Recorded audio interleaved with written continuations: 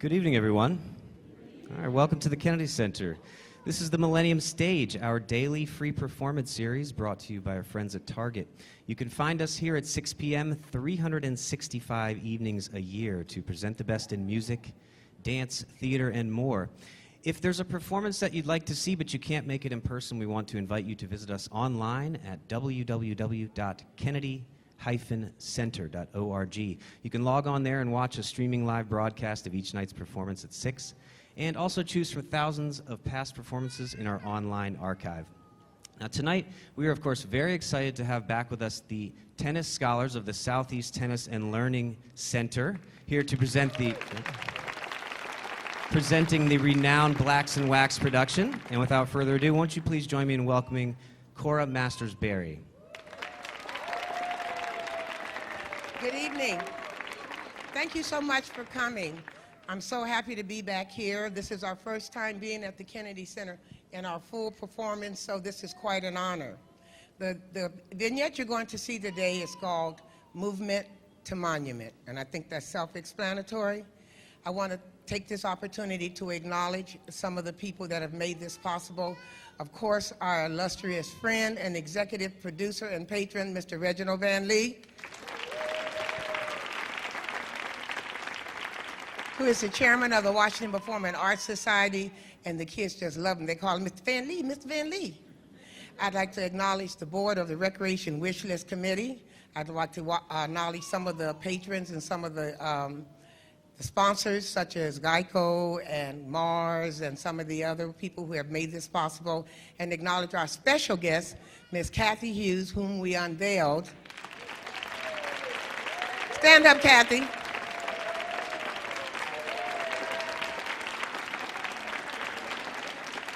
Her statue, and we had a little Kathy Hughes. So only thing else I want to say is that these kids are tennis scholars. That's what they do. They play tennis and they go to school. They're not actors. They've never taken an acting class. They learned this, they researched it, they loved it, they actualized it, and they know more Black history than all of us put together. Thank you and enjoy.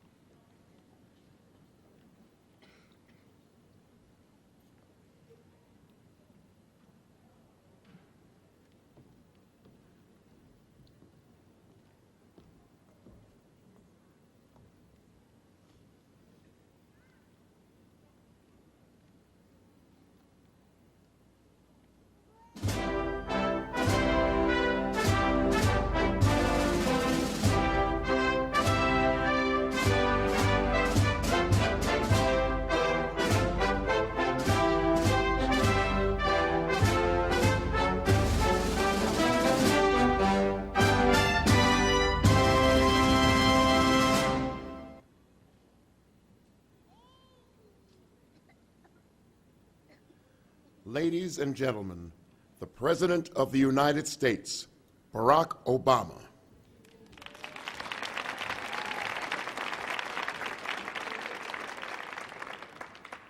Dr. King would be the first to remind us that this monument is not for him alone. The movement of which he was a part depended on an entire generation of leaders. Many are here today, and for their service and their sacrifice, we owe them our everlasting gratitude. This monument is to your collective achievement. Some giants of the civil rights movement, like Rosa Parks and Dorothy Height, Benjamin Hooks, Reverend Fred Shuttlesworth, they've been taken from us these past few years. This monument attests to their strength and their courage, and while we miss them dearly, we know that they rest in a better place. And finally, there are the multitudes of men and women whose names never appear in the history books. Those who marched and those who sang, those who sat in and those who stood firm, those who organized and those who mobilized, all those men and women who through countless acts of quiet heroism have brought about changes to this nation few thought were even possible. By the thousands, said Dr. King, faceless, anonymous, relentless young people, black and white, have taken our whole nation back to those great wells of democracy, which were dug deep by the founding fathers in formulation of the Constitution and the Declaration of Independence. To those men and women, to those foot soldiers for justice, know that this monument is yours as well. God bless you, and God bless the United States of America.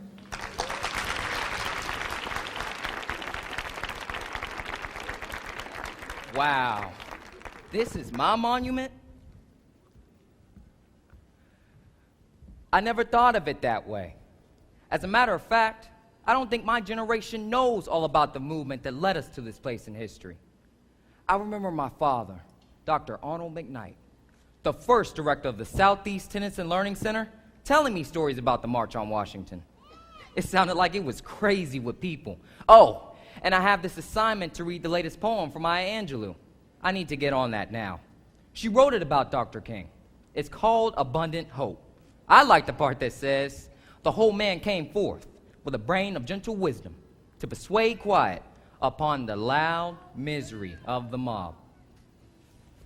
A whole man stood out with a mellifluous voice to bind the joints of cruelty. A whole man came in the midst of a murderous nightmare, surrounded by demons of war. He dared to dream peace and serenity. With a heart of faith, he hoped to resurrect his nation. I open my mouth to the Lord, and I won't turn back, no. And as we walk, we must make the pledge that we shall march ahead. We cannot turn back. There are those who are asking the devotees of civil rights, when shall you be satisfied?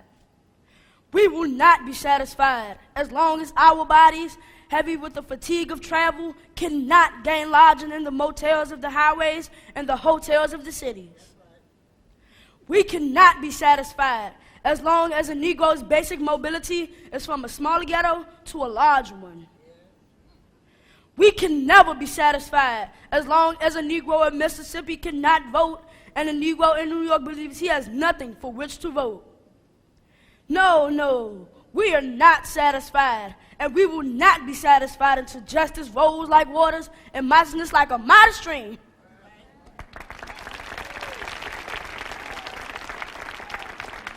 I know they say Dr. King had a dream for us, but it's hard for me to get it. I mean, that was 50 years ago. I guess we've come a long way. I know I can hardly wait till I can vote, and I won't take that for granted. And I know I can do things my grandparents and even my parents couldn't do. I can go where I want to go, eat where I want to eat. I can be what I want to be. Guess the only thing holding me back would be me. That's why I need to find out what the movement was all about and how it got started. I'm going to start Googling right now. Lady, you need to get up. You're going to have to go to the back of the bus.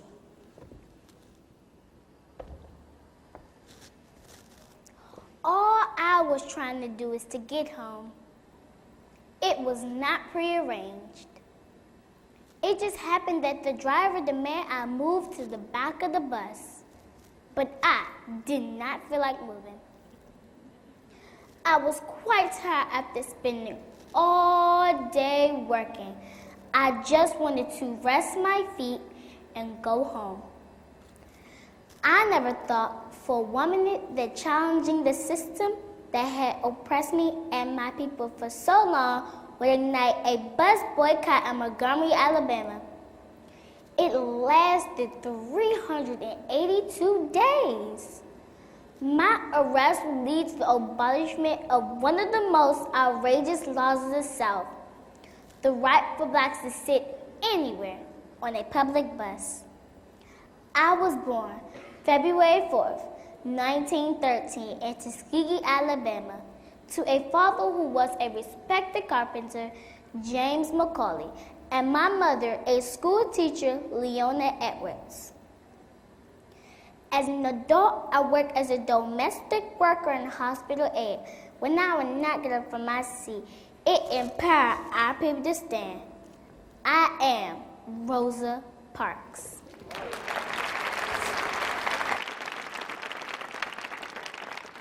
I'm just like a tree, planted by the water. Oh, yes. You know that I shall not be moved. Yes, sir. I shall not be moved. I shall not be moved. Shall not be moved. Well, if Miss Rosa Parks ignited a movement, I guess that bus boycott is what sparked the flame already burning under Dr. King. But I know he wasn't alone. He couldn't have been. I know he had to have some boys. Somebody had to have his back.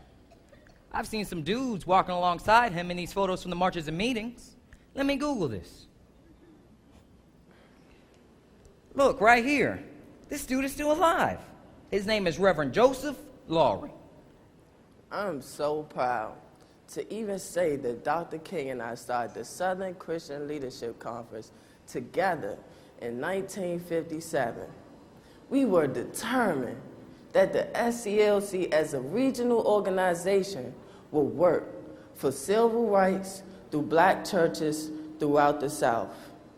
The success of the Montgomery bus boycott encouraged us to push harder. Just a year earlier, in 1954, the U.S. Supreme Court ruled in favor of Brown versus the Board of Education in Topeka, Kansas. I was so proud of Thurgood Marshall.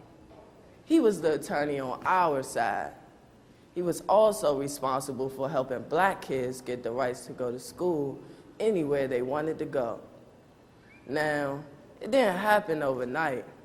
As a matter of fact, it took a long while, but it opened the doors for desegregation, and we had to keep that momentum going. I just celebrated my 90th birthday. I'm so blessed to be able to witness a monument today to my friend, my colleague, our champion. As I sat there at the memorial dedication, I heard sounds emanating from the Lincoln Memorial. I heard the voice of a Baptist preacher coming from those steps. I heard that familiar voice say, America, come up from the lowland of race and color. Come up to the high ground of character. I heard it.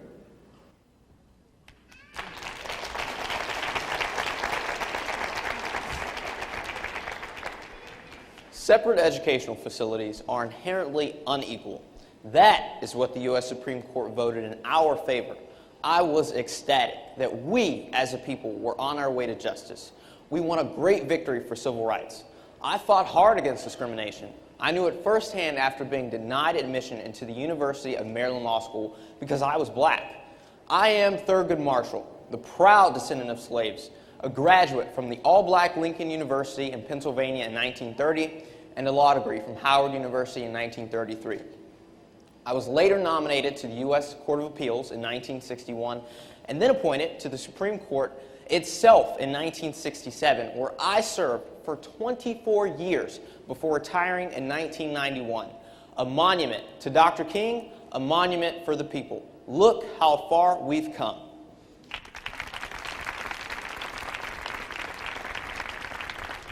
Bet.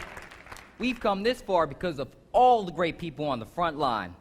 And we had some pretty cool folks who were able to integrate other places, like television shows and even the clubs. There were major stars back in the day. People looked at them just like I look at Jay-Z or Alicia Keys. Let's see. It talks about people like Harry Belafonte, Sidney Poitier, Lena Horne, and Nat King Cole. Wow, it says here even Diana Ross and the Supremes had to deal with prejudices while on the road. I'm gonna check them out. Dale, Dale, they like man, me want go home. They, me sade, oh. They like man, me want go home. Come, Mr. Tally man, tally me banana. They like man, me want go home. My parents were poor Jamaican immigrants, and I grew up in Jamaica and in Harlem, New York. I learned early that it was important to fight for civil rights and human rights. Acting, singing, producing, I have had a magnificent career, but I was acutely aware of the long suffering of my people, both in America and Jamaica.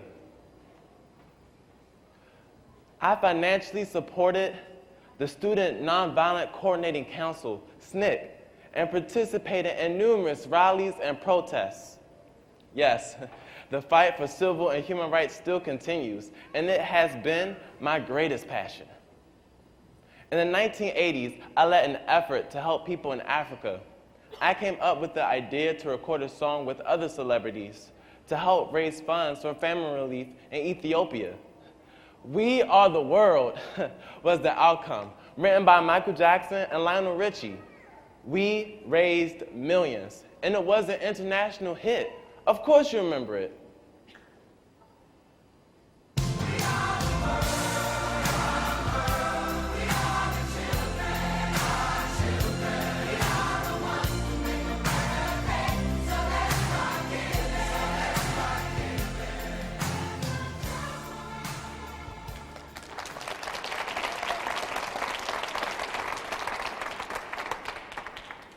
I am Sidney Poitier, actor, author, film director, and diplomat. I am grateful for being recognized as the first black actor to win an Academy Award in 1964 for my role in Lilies of the Fields. My work as an activist, a supporter for all rights, has been equally important to me. I was born in the Bahamas, but came to the States to live as a teenager. As I grew up in New York, I realized it was necessary for me to get involved with the civil rights movement because it was important for my survival.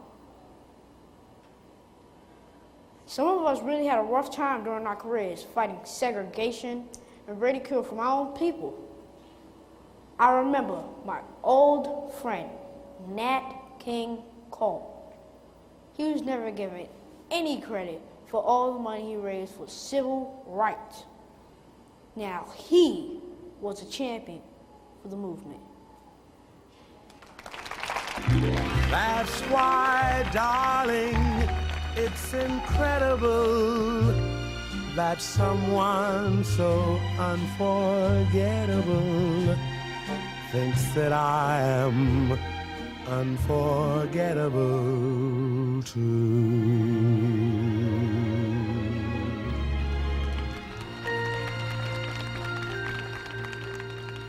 Wow, that was really dope.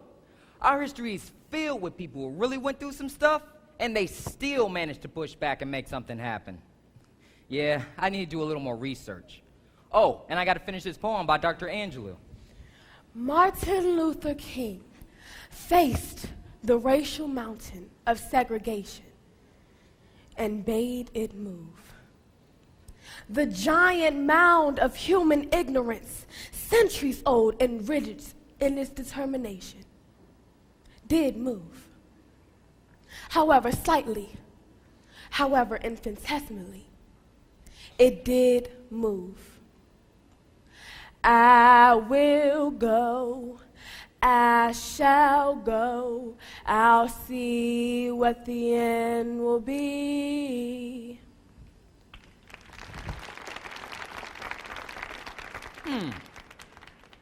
What will the end be? I want to find out who more of these people are in the photos. Now, here are some powerful-looking dudes. Man, they call them the Big Six. The Big Six of what? What does that mean? Let me see who they are.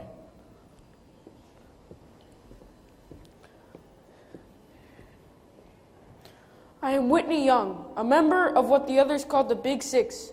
We were all directors of black organizations fighting for justice.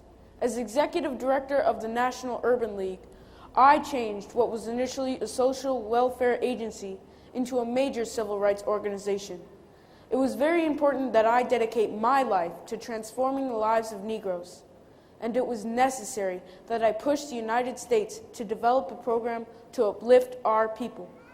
One of my colleagues was James Farmer, co-founder and first national director of the Congress of Racial Equality, better known as CORE. He also ran for Congress, but he was no match for one smart lady, Shirley Anita Chisholm. Unbought and unbossed, a determined woman of West Indian descent.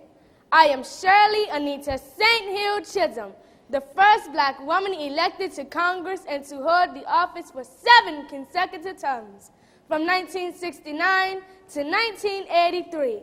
As a founding member of the Congressional Black Caucus, I know you don't make progress by standing on the sidelines, whimpering and complaining. You make progress by implementing ideas. I didn't get this far by measuring America by its achievements, but by its potential.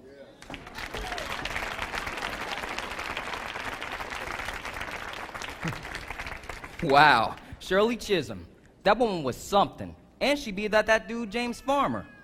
The women were on one. And who is this? A. Philip Randolph. Wonder what the A stands for. That was Asa Philip Randolph, a son of a Methodist minister. He started the Brotherhood of the Sleeping Car Porters, the first successful African-American trade union, for which he served as its president until 1968. I would never forget my brother, Roy Wilkins.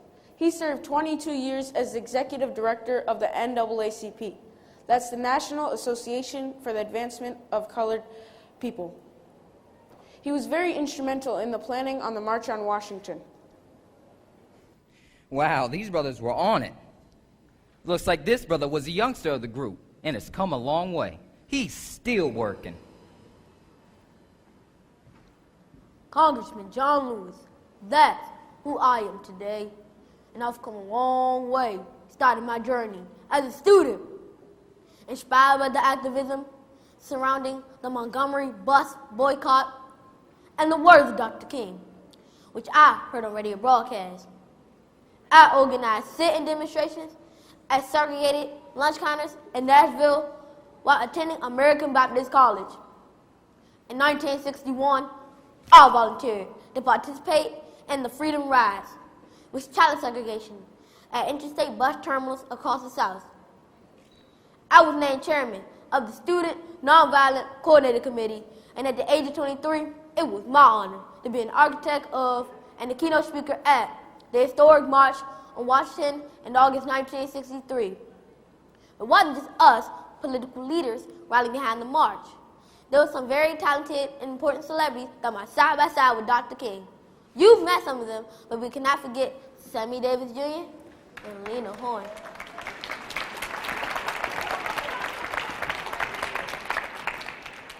Yes, and don't forget me, Lena Horne. I fought against racism in the entertainment industry throughout my career and against racial discrimination in this country throughout my life. It was my grandmother, an early pioneer of the NAACP, who taught me never to forget. Grandmother Cora Calhoun sowed the seeds of a continuing passion for black freedom and liberation early in my childhood. She even took me to NAACP meetings. I must say, Paul Robeson and W.E.B. Du Bois were family friends. While entertaining troops at Fort Riley, Kansas during World War II, I filed a complaint with the NAACP because African-American soldiers in the audience had to sit behind German POWs. Well, I ended up financing my own travel to entertain black troops when MGM Studios pulled me off their tour. And I was among hundreds of entertainers blacklisted for my political views and activism. But that didn't stop me ever from speaking out. Times were a bit stormy during the movement, but we all learned you have to keep fighting for what's right. Don't know why there's no sun up in the sky, stormy weather. Since my man and I ain't together, keeps raining all the time.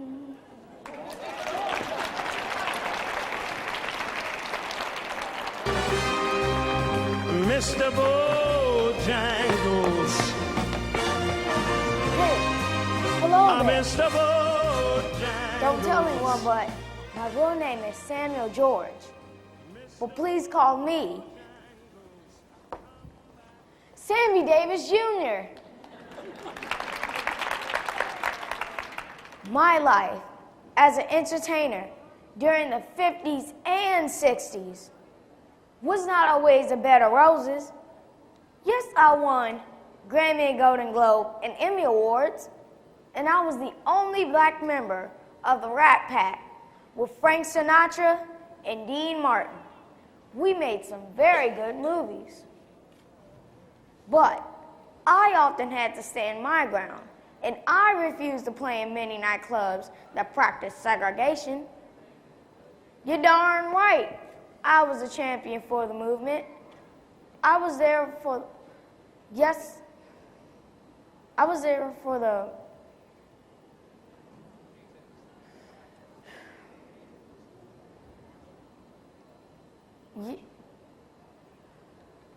I was a champion for the movement. I paid my dues and I served the United States Army during the World War II. Yes, sir. I was proud to march with Dr. King. I was there for the March on Washington. Me, Sammy Davis Jr., the Candyman can.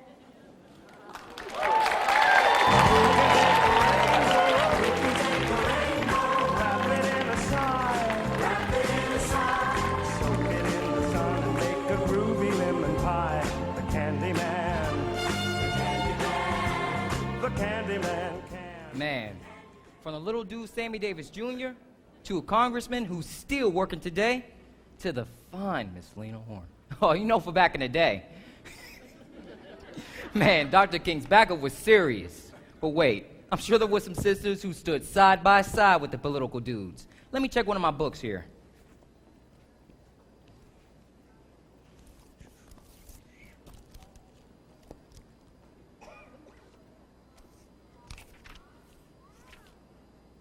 Yep, we can start right here. It's in black and white. A political woman who was at the forefront of the movement, Dr. Dorothy Irene Height. I got to meet her personally right here at the Southeast Citizen Learning Center. Everybody respected her.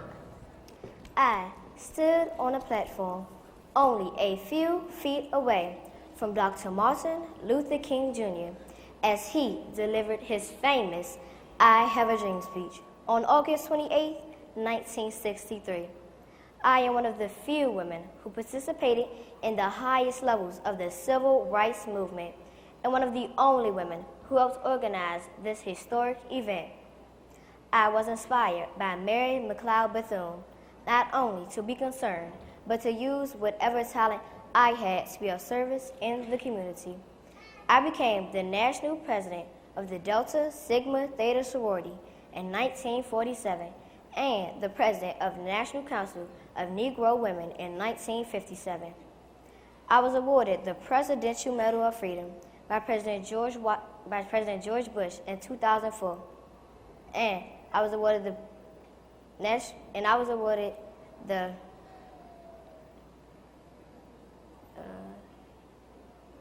the Congressional Medal of Honor by President George Washington in 1998, and on my 92nd birthday.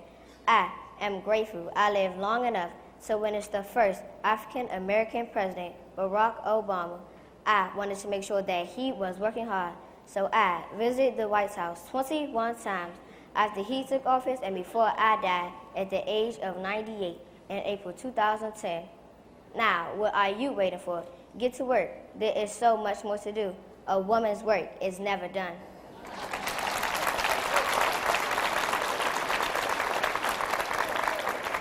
And I always said, we who believe in freedom cannot rest. I am Ella Baker, the first director of the Southern Christian Leadership Conference in the 1950s, and the founder of and advisor to SNCC in the 1960s. I was the granddaughter of a slave who was beaten for refusing to marry a man her master chose for her. I suppose that's where I get my stubbornness. I spent my life working behind the scenes to organize the civil rights movement. If I could have changed anything about the movement, it might have been to persuade the men leading it that they too should do more work behind the scenes. Oh yes, I was a staunch believer in helping ordinary people to lead themselves and to work together. I joined the NAACP staff in 1938 and spent half of each year traveling in the South to build support for local branches, which would become the foundation of the civil rights movement. Our work is never done. That's right, sugar. Our work is never done. You know, so many people think I had a hard life, but I think you're hardly living if you don't have a few bumps or bruises to show for it. I knew at a very young age I had to sing and dance my way out of poverty. At age 15, I dropped out of school and worked odd jobs to follow my dreams. Yes, I've toured Europe with Catherine Dunham and danced solo and Petty. I made it to the big times. As an orphan, I consider my fans as my family. But back at home, I had to speak out against injustices, like the Vietnam War. That got me in a lot of trouble at the White House. But I did not let that stop me. No. Eartha Mae Keith. That's Eartha Kitt to you, darlings, born to entertain and to speak her mind. The theater could not be segregated, even if it meant my manager had to put a black busboy in a suit jacket and put him in the audience. The house had to be integrated. I was champion for the movement in my own way. I was born January 17, 1927, to an African Indian slave, fathered by a white man. I died on Christmas Day in 2008. Maybe that's why my most famous song lives on today. Santa baby, just slip a sable under the tree for me. Been an awful good girl, Santa baby, so hurry down the chimney tonight.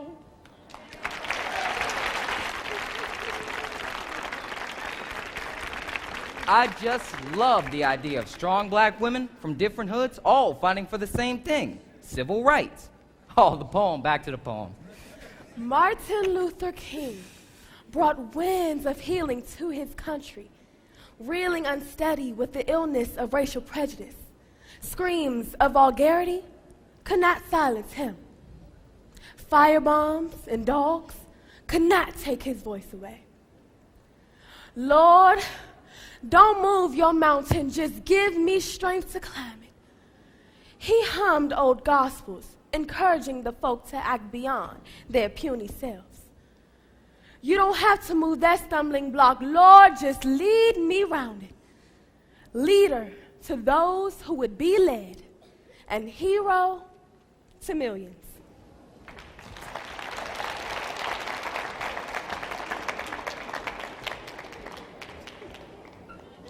I got involved in the civil rights movement. While in college, I encouraged my fellow students to protest against racial injustice by staging repeated demonstrations against boycotts that had unfair practices in our city. This is what I was born to do, fight for my people and represent my people. After graduating from AT University, I went to Selma, Alabama in 1965. I marched with Dr. King and then joined the Southern Christian Leadership Conference. Those were the days I will always remember. I was in Memphis, Tennessee with Dr. King when he was shot and killed. My work continued. I just had to move on. I began traveling in my late 1970s to mediate or spotlight international problems and dispute. Currently, I am founder and president of Rainbow and Push Coalitions. My time is spent seeking equal rights for African Americans and people all over the world. I will always be a champion for the movement. Reverend Jesse L. Jackson. I am.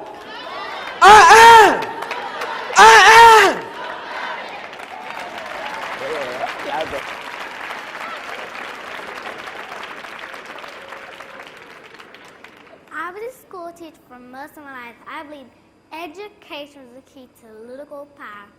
I was responsible for thousands of African American vote through my citizenship schools, which combine the teaching of literacy. Always remember, voting is power. I am Septima Clark, born May 3rd, 1898, and died December 15th, 1987.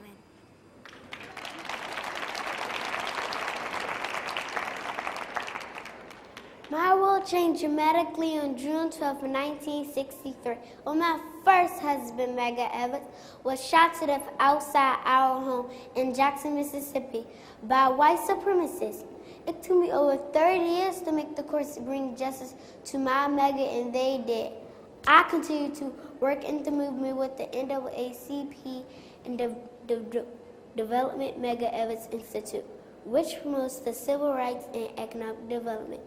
I continue to support the movement. It lives in me. Merle Everett.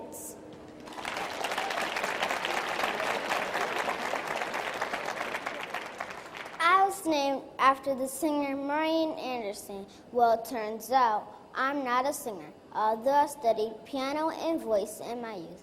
But I am an activist for children's rights. My parents instilled a strong sense of service to others. I say service is when we pay to be living.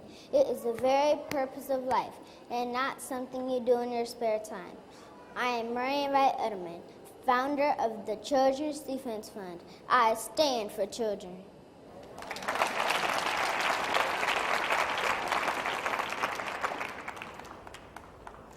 I've been described as tactful, unflappable, with savvy interpersonal skills, and the queen of schmook. Well, I don't know about that, but I do know I believe in hard work, entrepreneurship, and equal rights for women and African Americans. From community work and helping to desegregate my very own high school in Mobile, Alabama, to the White House as the first African American Secretary of Labor appointed by President Bill Clinton. I stand on the shoulders of women like my mentor, Dr. Dorothy Height, and those who fought for civil rights before me. Their work inspired me and allowed me to be the Honorable Alexis Harmon.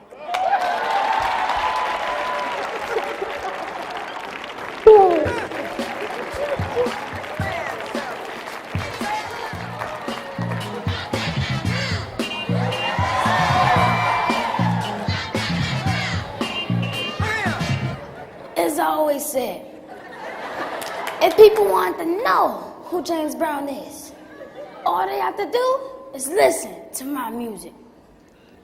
I embrace the civil rights movement with the same energy I devoted to my performances. In 1966, the song Don't Be a Dropout urged black children not to neglect their education. I often cancel shows to perform benefit concerts for the black political organization, like the Southern Christian Leadership Conference. I performed for the troops in Vietnam, made my song an anthem for blacks around the world. You know it. Say it with me now. Say it loud.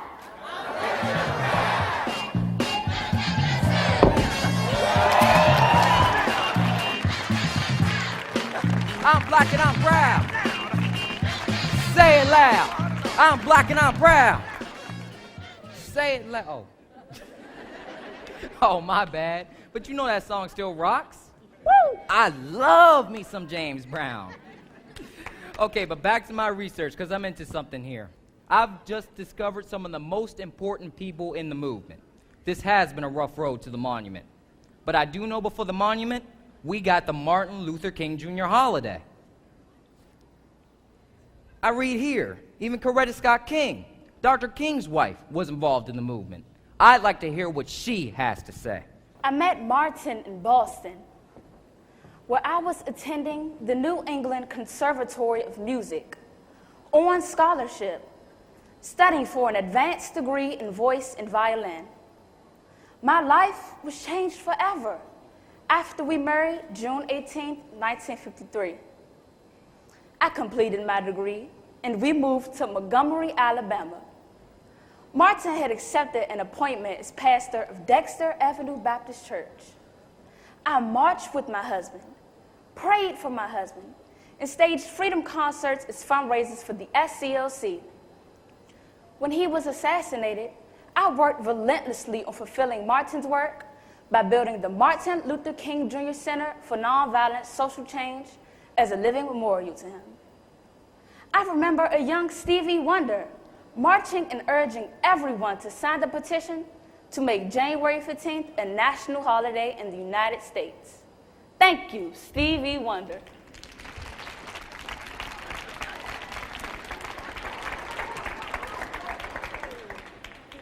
People have asked why. Why should I be involved in this great cause? Well, I'm Stevie Wonder, the artist. Yes, but I'm Stevie Lynn Morris, a man, a citizen of this country, and a human being.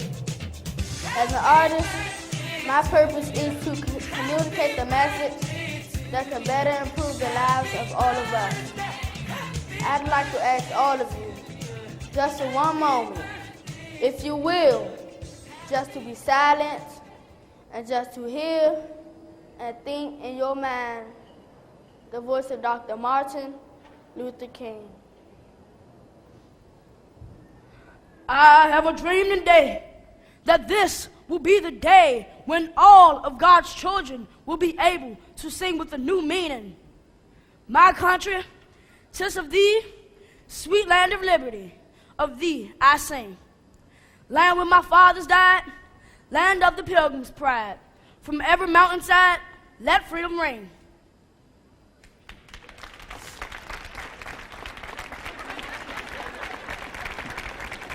So the March on Washington was the march that brought so many people together. That is where Dr. King delivered his I Have a Dream speech. There were actors and politicians and students and singers. All kinds of people showed up with one thing in mind, to stand together for freedom. Boy, I learned a lot today. One thing for sure, the people make things happen. First the King holiday, and now the King Monument.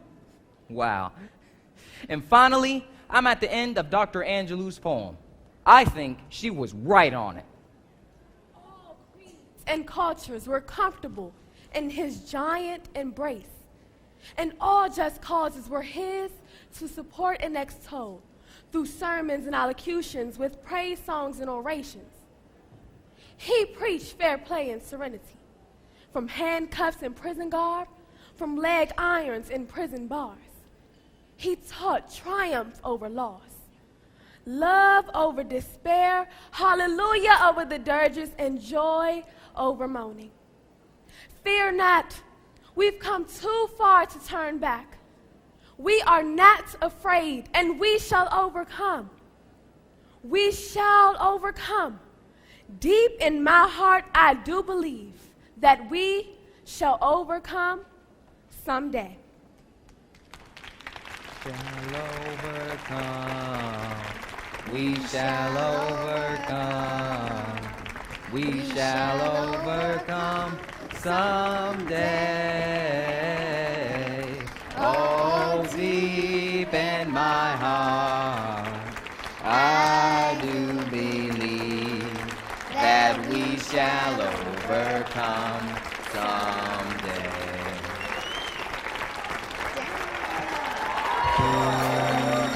I think y'all would learn a very important lesson today. That is, in order for us to make things better, we must believe each other, help each other, and reach out to one another.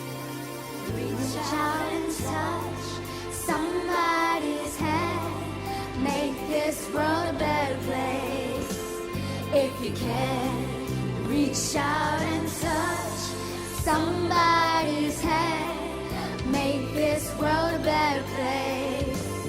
If you can, just try. Take a little time out your busy day to give encouragement to someone who's lost the way. Or we'll be talking to a stone if I asked you to share a problem that's not your own. We can't change things if we don't give in. Why don't you reach out and touch somebody's hand? Make this world a better place. If you can, reach out and touch somebody's hand. Make this world a better place. If you can.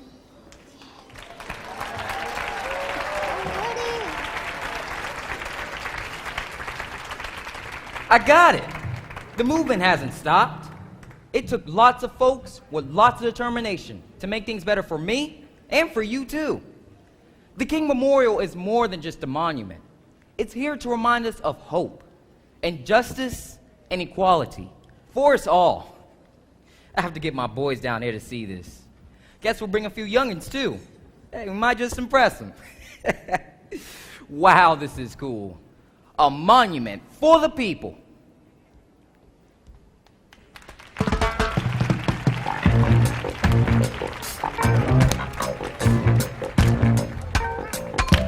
Get up, stand up for your right. Get up, stand up for your right. Get up, stand up for your right. Get up, stand up, don't give up the fight. Preacher man, don't tell me heaven is under the earth. I know you don't know what life is really worth. It's not all that Chris Donaldson, Nate Love, also known as Deadwood Dick.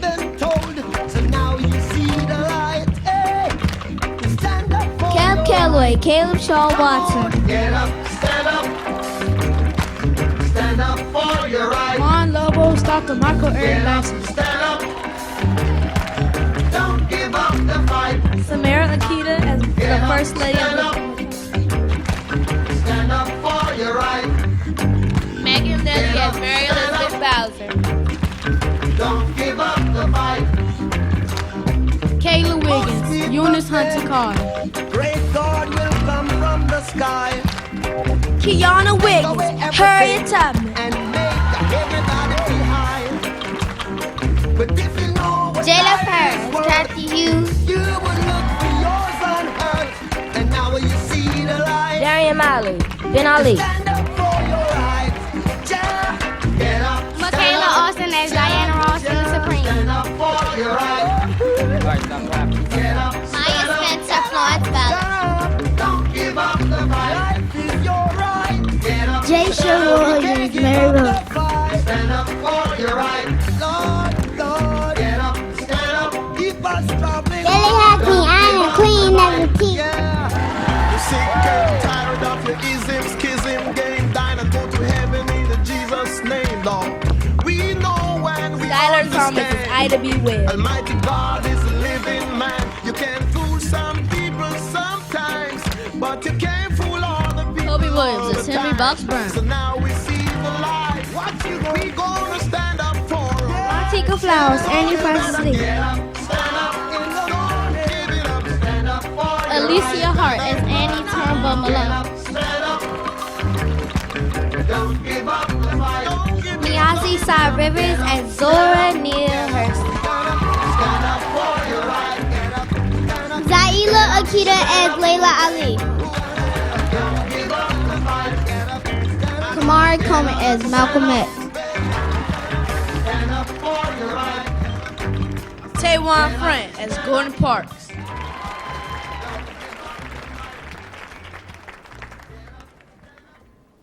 Bakari Akita as Sammy Davis Jr. Amari Dixon, Lena Horne. Get up, stand up. Raina Carroll, Alexis Herman. Dre Falk as James Brown. Storm Wright, Merle Everett. Rajon Rankins as John Lewis. Sydney Shepard as Marion Wright Edelman. Stevie Wonder, Asante Thompson. Blake Wright, Septina Clark. Jalen Whaley, Sidney Poitier. Raven Byers, Rosa Parks. Shirley Chisholm, Raina Parsons. Stand up for your right. Get up, stand up. Ryan Washington as Thurgood Marshall. Get up, stand up. Stand up. Patty Tillman as Dorothy Height. Get up, stand up. Christian Tarver, Harry Belafonte. Most people think Everett Evans Kearney, Dr. Martin Luther King Jr. take away everything and make Folk as Joseph Lowney. But if you know what life is worth, Amani Haskell, Whitney Young, and President Barack Obama. and now when you see the light, you stand up for Josiah Brown as Jesse Lewis Jackson. stand up for your right. Leah Harvin as Ella Baker. Amber Long as Coretta Scott King. Kayla Bias as Eartha Kitt. Callista Meadow, Diana Rose. Sierra Holloway as Dr. Maya Angelou. Taylor Woody McKnight as Storyteller. You can fool some people sometimes, but you can't fool all the people all the time. So now we see the light. We gonna stand up for our rights. So you better get up, stand up in the morning. Give it up, stand up for your rights. Stand up right now. Get up, stand up. Don't give up.